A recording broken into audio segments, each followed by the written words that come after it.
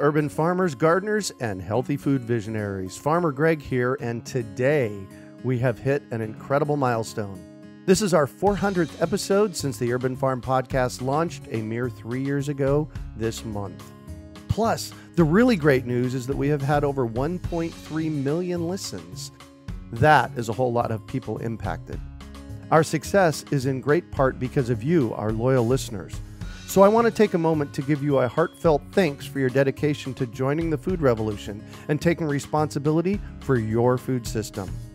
Given this epic milestone, we have a very special episode planned. Our guest is one of the pioneers in the organic gardening and farming arena. I assure you that you will be inspired by what he has to say. Growing plants that thrive in our yard is a lot easier than you think. It starts with saving your own seeds and letting them remember what they already learned. Just text SEEDS to 33444 or visit iwanttosaveseeds.com and you will receive our free webinar about why seeds matter, why saving them is easy, and how you can save your own. Today on our podcast, we have someone who has been a resource for organic gardeners for over 3 decades. We're talking with Eliot Coleman about the 30th anniversary of his book, The New Organic Grower. Eliot has over 50 years experience in all aspects of organic farming, including field vegetables, greenhouse vegetables, rotational grazing of cattle and sheep, and range poultry. He is the author of The New Organic Grower, 4 Seasons Harvest, the Winter Harvest Handbook, and an instructional workshop DVD called YearRound Vegetable Production with Eliot Coleman, all through our friends at Chelsea Green. Eliot and his wife, Barbara Damrosch, operate a commercial year-round market garden and run horticultural research projects at their farm called 4 Seasons Farm in Harborside, Maine. Welcome to the show today, Eliot. Are you ready to rock the organic garden? I always am. Excellent. So I shared a bit about you. Can you fill in the blanks for us and share more about the path you took to get where you're at today? Well, before I got into farming, I was what I refer to as a semi-pro adventurer. I had a teaching job, so I could have all those vacations free to go mountaineering, whitewater kayak expeditions, rock climbing, you name it. And one day, when I was about 28, I read a book about small farming, and it made it sound like an adventure. Wow. I suspect I was thinking there should be something more socially redeeming in my future than the next mountaintop, and small farming sounded like it, and I dove right into it, and it was the best adventure I ever went on. Wow. And what year was that you started that adventure? Yeah, it was 1966 when I read this book. I immediately got a hold of a piece of land to begin farming on, just so I could get my hands dirty or my feet wet or whatever it was. 2 years later, I had the opportunity to buy a small piece of wooded land in Maine, which is where I am now. And the fact that it was wooded and that there was only 2 inches of topsoil and there were the usual New England rocks all over the place made it even more of an adventure, because we had to cut down the trees and grub out the stumps and roll away the rocks and bring in all sorts of organic matter to try and turn 2 inches of poor topsoil into the 10 inches of beautiful fertile loam that we have now. Wow. And that was like 1968. So you've been at this farm for 50 years. Yeah, our 50th anniversary is October 21st this fall. That was the day I arrived 50 years ago. Wow. Well, congratulations.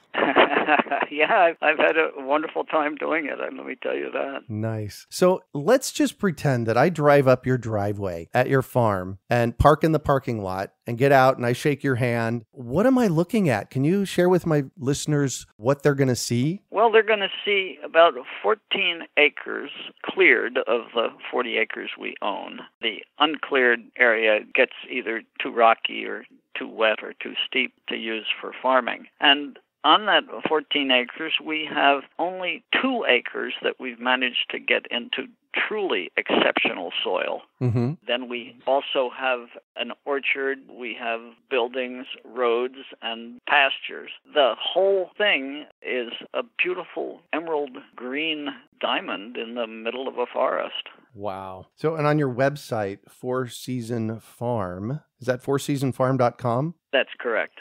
There's a beautiful video. It's about a 2.5-minute video on there on your About Us page. Oh, yes. Yeah, for all of you that are listening out there, go to fourseasonfarm.com and check out his About Us page. It was just stunning. And you guys raise a lot of food on the property there that you actually sell, correct? Oh my gosh, yes. We're probably grossing over 100,000 per acre on the land that we have in intensive vegetables, which probably would make any large-scale chemical grower very jealous of how much can be produced. We put the rows close together. We make sure the soil is just as fertile as we can make it, and we've found that the more crops we offer, the better on the small farm, because we need to be almost like a supermarket. Mm-hmm. And so we grow about 45 different crops, and many of them we grow year-round, because the other thing you will see if you're standing there outside of your car are an awful lot of greenhouses.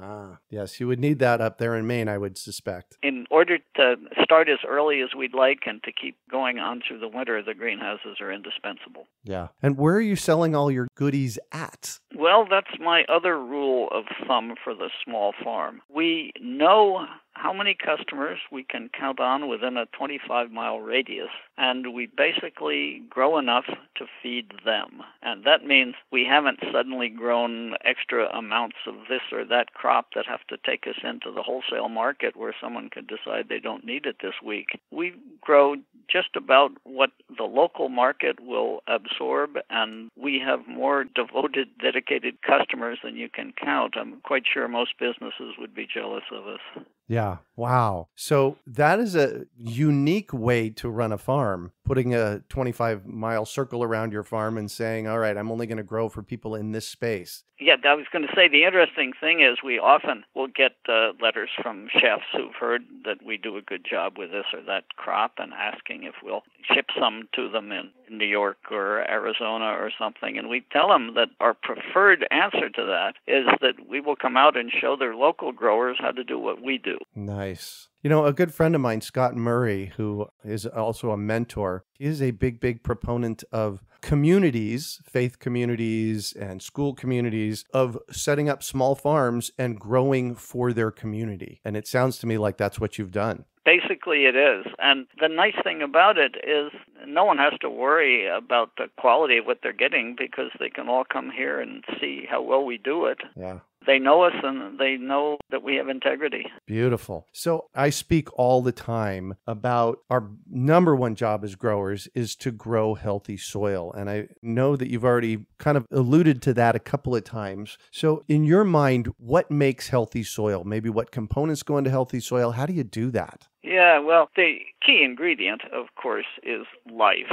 And life is all of those billions of microorganisms that power the soil. And when people ask me, and we're going back to the mid-'60s, what was the book that most inspired me? It was a book called Soil Microbiology. It was a soil microbiology textbook by a researcher called Selman Waxman. And I remember reading that, and there were statements like there are 1 million live organisms in a teaspoon of fertile soil. Wow. You're talking to an adventurer. I said, wow, that's a place I want to go visit. That's the neatest thing I ever heard of. All of these microorganisms in the soil that make fertility happen, their food is organic matter. Any organic matter, any compost you can make and get back onto your garden, it's really that simple. And I think this is the best evidence that Mother Nature wants us to be well fed, because here is the world's best fertilizer, compost. And you don't have to buy it. You can make it for free in your backyard from organic matter. Isn't that beautiful? Yeah, I'm thinking, oh yeah, this is a well-designed operation. Yeah, no kidding. So I have a copy of the new Organic Grower, the new version, 30th anniversary edition, sitting here in front of me. Thank you, Chelsea Green. I appreciate sending it over. You know, I was just thumbing through it this morning before we chatted, and I opened it to chapter 13. And this is one of the things that I'm playing with a lot here at the Urban Farm. It's called farm-generated fertility. Let's talk about that. What do you do to generate your own fertility on site? Well, the earth is designed to grow plants, and it is the residues of those plants that create fertility. And so here's the best example I can give you of the difference between organic gardening and organic farming. In organic gardening, people are concerned about which fertilizer to buy, and if they want to be natural, they think they should get bone meal rather than the chemical superphosphate, or they should get the soybean meal rather than some nitrogen fertilizer. And that works incredibly well and makes organic gardening a very successful way to grow food on the home garden scale. However, on the farm scale, where you're dealing in larger areas, and especially if you do what we do, which is incorporating livestock as part of the fertility program, then you want to do something like put half the farm every year into a clover, grass, legume mix and graze your livestock on it. Our livestock for the last few years have been laying hens because eggs are an extra special product to complement vegetables on the small farm. And the chickens graze. They're just as happy as they can be, wandering over this green carpet all summer long. They live in little wheeled houses with a mesh floor on them, so when they're in there at night, safe from predators, the manure is falling through the floor onto the ground, and then every morning we push those houses their length further down the field. Basically, we are turning the organic chicken feed we buy, 75% of it comes out the back end of the chicken as manure, and we're turning that into fertility for next year's crops. Next year, we till up that field, put another chunk of the farm into grass clover and repeat it. And this is farm-generated fertility because grass and clover, the roots of these crops, if they are in there for a year, they put an enormous amount of organic matter in the soil. They create soil structure. They have all sorts of other benefits like that. And I'm not doing any work other than putting those in there. The natural world and photosynthesis are making them grow. The chickens are happily scratching around, eating bugs and eating the grass and clover, and fertility is being created. Interestingly, I thought the first place we would go was making our own compost, and the first place you went was cover crops and chickens. Right. Now, obviously, making compost is neat, but if I can combine one crop that the farm can sell, eggs, with creating the fertility for the other crops I'm growing, the vegetables, this is an even better deal. There's synergy involved. You have all those great hen workers, on your farm helping you manage the space. That's invaluable. They are just beautiful to see a flock of hens ranging across a grass pasture during the day. It's one of the prettiest sights you'll see on a small farm. So you're actually using them, a cover crop and the chickens, and then you've also used goats and cows? The system originally in England years ago was called lay farming, and lay is an old Anglo-Saxon word for a temporary pasture. After animals grazed a pasture for a year or two or three, they would till it up and get a year's crop off of there. And using that freely generated fertility generated by just the fact that the grass and clover are growing. Those early farmers who were doing this usually had cattle and sheep. And if we were a larger farm and had more space and more good land, I'm quite sure I would love to have cattle and sheep. But for the scale of farm we are, laying hens are the perfect complement. We have 15 hens here at the urban farm in our backyard, and they free range during the day in our backyard, and they eat bugs and eat weeds and fertilize our garden bed. The little houses that they live in at night are 5 feet by 6 feet by 3 feet tall, and they sit on cart wheels. And we love cute names, so since they look like rickshaws, we call them chickshaws. And the beauty of it is that we can move them across this field, as I said, and each night the manure falls through. And it's sort of like we've turned their night housing into a manure spreader that's spreading their fertilizer evenly over the area every night. Beautiful. So I want you to think back 30 years. And can you remember what motivated you to write The New Organic Grower? Well, I'm a book nerd. I have probably as good a personal library on the subject as exists anywhere in this country. And all of those books I refer to as my grandparents because I didn't have grandparents ahead of me in farming who I could learn from. These books became my grandparents. And since I'm a passionate about learning how to do whatever I'm going to do as well as possible. I also spent a lot of time when I first got into it visiting other farmers, and especially the small farmers in Europe who I learned much from back in the 70s. And so basically all these nice people had shared with me all this wonderful information, valuable information on how to grow crops that are going to taste good and be good for the world. And I just thought, okay, here's all this information these nice people have shared with me. My responsibility to pay them back is to pass it on. Yeah, beautiful. And that's what inspired the first edition of the book, which came out in '88, which that's why 30th anniversary. The 30th anniversary when that came out. Yeah, and it's been delightful because as I was writing things up, I could remember Pierre, the nice little farmer in France, who I happened to drive by his place, and I saw the fields covered with seaweed. Well, we live near the coast. We bring seaweed up and put it in our fields. And it was just the most wonderful experience. So I stopped. I speak enough French to get by. And I told him how neat that was and that I used that on my farm. And he said, well, good, come on in and sit down and have some of my hard cider. They make a lot of that in Normandy. And so, he never met me before. I never met him before, but we were coming together over the way we farmed. And we had a delightful hour sitting in his kitchen, drinking hard cider. And the best thing, and you wonder whether we used to have a tradition like this, I said to him, God, this cider is great. How do you get it made?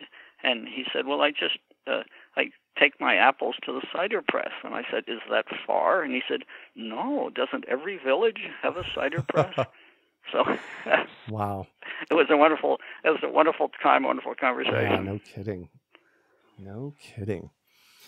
So another one of your projects I'm particularly interested in, it's this instructional workshop called YearRound Vegetable Production. Tell us about that and how it came to be. And well, let's start there. Tell us about it and how it came to be. Well, another thing about being an adventurer, you always need to try the impossible. And if you live where we live, where this is a Zone 5 climate and winter is long and cold, I have a passion for ice hockey, and the irrigation pond on the farm, by pure chance, happens to be the size and shape of a hockey rink. And we have skated on it as early as Thanksgiving, and as late as the first week in April. And so winter goes on for a long time, and it's cold. And I sort of, every year when I gave away my business to the supermarkets, I said, well, golly, we ought to be able to extend our season. So we just kept plugging away at it. And first we went further into the fall, and we started sooner in the spring. And then one day, voila, it was the end of winter, and we were growing all winter long in unheated greenhouses with hardy leafy greens and other crops. And obviously there's no tomatoes and peppers and eggplants and the usual hot weather crops, but there are all these wonderful hardy crops like spinach and all of the Asian greens and scallions and carrots. And we were able to keep them going, and found out that when you grow the hardy crops that don't mind cold, when it is cold, the flavor is just so much more intense and they taste better. That was the start of it, and so I kept researching it, and it turned out that there was a lot of information on the fact that we weren't breaking any of the laws of horticulture, because these plants, this was their season, and they were happy to do it. And so I put together a one-day course with all sorts of slides that we'd taken here on the farm, explaining the different techniques and so forth. And basically the techniques are, we're growing in an unheated greenhouse, and we have a second layer of plastic inside the greenhouse a foot above the soil. And each layer of plastic moves the covered area here on the East Coast about 500 miles to the south. So the outside weather in February, let's say, in Maine, is very cold, but 500 miles to the south, which is what I've created with the greenhouse, you have the climate of New Jersey. And then that second layer of plastic inside moves the climate under there down to Georgia. I'm not burning any fossil fuels to create this. This is just double protection. And so anything that'll grow over winter in Georgia will grow over winter in Harborside, Maine under double coverage. Wow. Yeah, my publishers filmed that one-day workshop, and that's what they put together with this year-round vegetable production DVD. That's one of my favorite games that we play, was that we were able to tell winter to back off. Exactly. And it really feels to me like you have a real passion for all of this in your heart, for writing about it and sharing about it. It feels to me like it fills up your life nicely. Oh, it does. I mean, I love to eat, and I love to eat the highest quality food I can find. And the fact that anybody in their backyard, if they'll use a little compost and maybe a bit of crop rotation, can grow equal to the best quality food anyone would ever want to eat. Especially because we're growing it right here, right now, and harvesting it when it's ripe. And fresh, yes. So you've been at this a long time. How has this adventure changed in the past, say, decade? The knowledge has gotten spread around further because there's more and more interest in organic farming. But the basics of it are pretty much what I learned 50 years ago from the first old-timers I talked to and read about. It's just making sure that you are nurturing all of those powers that the earth has on its own for free and directing them through natural techniques to make the soil more productive than it would be on its own. And you do that by just intensifying the things that work well, like organic matter in the soil. And the greenhouses, of course, intensify heat, so they work together. And watching nature, I would say. I pay close attention to what goes on around me, and I have notebooks filled with observations. That's how we learn even more. Try and figure out, was that the best time to plant that, or should we have cultivated it sooner, et cetera, et cetera. So how has people's reactions changed over the past decade or two to what you're doing and healthy, fresh food? Oh, golly, you'd go back 50 years. If I wandered into the extension office and managed to utter the word organic, you could see them looking around to see if I'd tracked manure in on their carpet or something. No, we were definitely considered Luddites and anti-scientific. In fact, in some of the old books, people are telling stories about college professors who are practically fulminating because some organic farmer has said, no, you don't need that. You can do it this way. And these people are saying, well, our science shows, et cetera, et cetera. Well, maybe their science showed that, but it doesn't mean that other science is wrong. Yeah. So I'm going to shift on you, and I'd like for you to talk about a time you failed, how you overcame that failure, and what you might have learned from it. Well, I can't tell you the number of times we've failed, which is what comes when you're always trying things you don't know how to do. The reason none of them bother me is because if you are determined to succeed, you just need to sit down and think, okay, what did we do wrong? How could we modify it next time? What are the parameters of what we're working on? And what are other ways of looking at this? The whole idea of failure is that you learn things from it. One of my passions was whitewater kayak racing, and I spent one summer teaching kids whitewater kayak out at a camp in Colorado. And I'd watch them when they first got into the kayaks, and they were very, very tenuous about trying to make sure they didn't tip over. And the first thing I told them was, if you don't tip over, you're not trying something you don't know how to do. So basically, we tip over a lot, and we try and roll back up.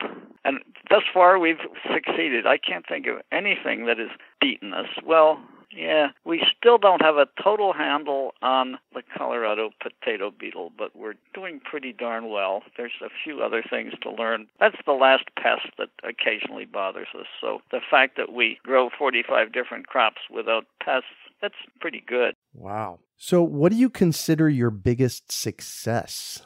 I would have to say it's the winter harvest, just because of all the things we've been doing.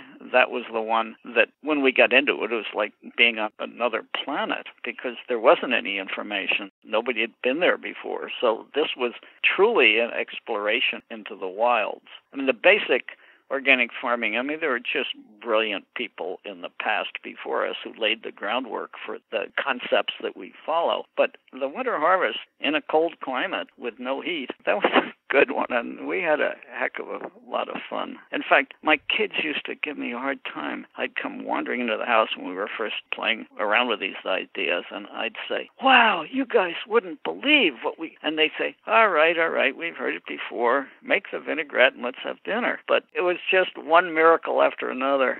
Perfect. And what drives you? What's your big why in the world? I'm having fun. I'm a fortunate person in that my vocation and my avocation overlap, and what I do for a living and what I find great joy in doing are pretty much the same thing. And since everybody eats, and having people hungry is just one of the worst things one can imagine. So the idea that we have been working on helping people figure out how to feed themselves and feed themselves exceptional food and feed themselves exceptional food without great expense, especially since if you make compost and dig up your backyard, you can do a pretty good job of it. That's pretty much what's driven me, how to make sure everybody is well fed forever and ever. Yeah, I have one of those kind of goals. I'm working on transforming our global food system for that reason. Hear, hear. If you could recommend one book for our listeners, and I know you already said you were a bookophile, but what would it be and why? Well, this is the first book I give to anybody who comes to work here or volunteer here, and it is entitled Make Friends with Your Land. And the author's name is Leonard Wickenden, and it was written in 1949. Most people think nobody knew anything about organic farming back in 1949, especially Leonard Wickenden, who was the past president of the American Institute of Chemists. However, yes, he retired to his home in Connecticut, got into gardening, and found out, and he was a good scientist, oh my God, this organic stuff works. And he started researching it, and he wrote this just delightful little book. And so I went today on a WorldCat, which is a website. It tells you which library has which book. And I found out that there are 75 copies of this in libraries all over the country. So if someone wanted to go to their library and maybe even through interlibrary loan request a copy of Make Friends with Your Land, they would find it's just a delightful read. Perfect. And what one final piece of advice do you have for our listeners? Well, probably if you want to eat well and you want to trust how the food was grown, the saying has always been that you want to know the first name of the grower. And to make it even better, since you already know your own first name, make sure that as much as possible you're the grower, because this is more fun than anything I've ever done, and I think your listeners will find the same thing. Amen to that. Well, thank you so much for joining us on the show today, Eliot. It's been my pleasure. So how can our listeners find you? Well, we have a website, fourseasonfarm.com, FOURSEASONFARM.com, and contains pictures of the farm, information about us and our books, and copies of articles I've written that might not be available elsewhere. Perfect. You can also find show notes from today's podcast at urbanfarm.org/Eliot Coleman. We are your urban farming resource. You can find our podcast on iTunes, Google Play, Stitcher, and iHeartRadio. Also visit urbanfarm.org to find articles, podcasts, webinars, courses, and more. Well, that's it for today. Thanks for joining us on the Urban Farm Podcast. Growing plants that thrive in our yard is a lot easier than you think. It starts with saving your own seeds and letting them remember what they already learned. Just text SEEDS to 33444 or visit iwanttosaveseeds.com and you will receive our free webinar about why seeds matter, why saving them is easy, and how you can save your own. We hope you enjoyed today's episode of the Urban Farm Podcast. Remember to listen for tips, advice, and resources to help you on your journey with urban farming. You can find us on the web at urbanfarm.org or send us an email to podcast@urbanfarm.org. In the words of Vincent van Gogh, great things are done by a series of small things brought together. Be encouraged that with each lesson learned and skill developed, you are one step closer in the direction of your dreams.